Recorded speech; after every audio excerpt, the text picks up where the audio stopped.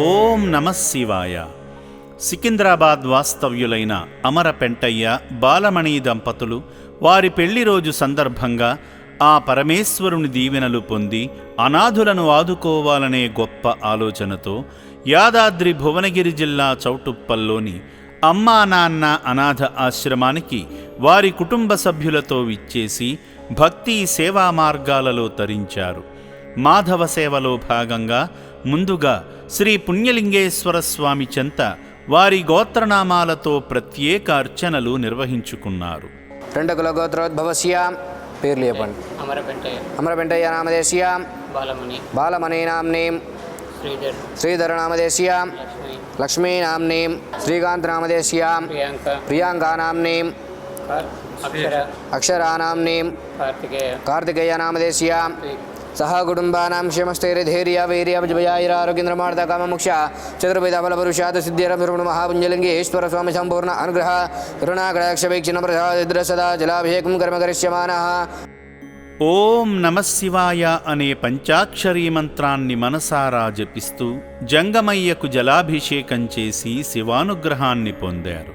ఓం శ్రీ పుణ్యలింగేశ్వర స్వామి నమః. సర్వేభ్యో నమస్తే అస్తు రుద్రరూపేభ్యః శ్రీ పుణ్యలింగేశ్వర స్వామి దేవతాభ్యో నమో నమః. ఆనందకర్పూర దివ్య మంగళ నీరాజనం దర్శయామి. పార్వతీపతయే హర హర మహాదేవ శంభో శంకర నమః శివార్పణమస్తు. ఓం శ్రీగురుభ్యో నమః. హరి ఓం. ఓం యో వేదాం బ్రహ్మణో వేదామృతేనామృతాం. అర్చకుల ఆశీస్సులు పొందిన భక్తులు హోమం చుట్టూ చేరి యాగంలో నెయ్యి నవధాన్యాలు సమర్పించారు. ప్రముఖ శైవక్షేత్రంగా నిర్మింపబడుతున్న ఓం శ్రీ పుణ్యలింగేశ్వర స్వామి నమః.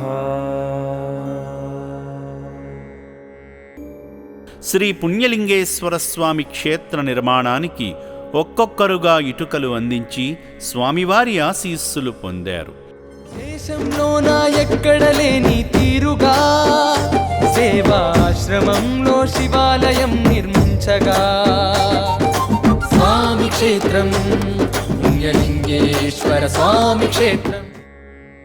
మానవ సేవలో భాగంగా సేవాశ్రమాన్ని సందర్శించి పెంటయ్య బాలమణిగార్ల వివాహ వార్షికోత్సవాన్ని పురస్కరించుకుని శివపుత్రుల అన్నదానం నిమిత్తం సాయం చేసి అభాగ్యుల నిండైన దీవెనలు పొందారు. పెళ్లి రోజు వేళ కుటుంబ సభ్యులతో కలిసి అనాథులకు సహాయం చేయడానికి విచ్చేసిన సేవామూర్తి పెంటయ్య గారి వివాహ బంధం ఇలాగే 10 కాలాల పాటు సంతోషంగా ఉండాలని అమ్మా నాన్న అనాథ ఆశ్రమం కోరుకుంటుంది. నా యొక్క పేరు అమర పెంటయ్య. ఆర్యవైశ్య సంఘం తుకారం గేట్ నుంచి ఇక్కడికి రావడం జరిగింది.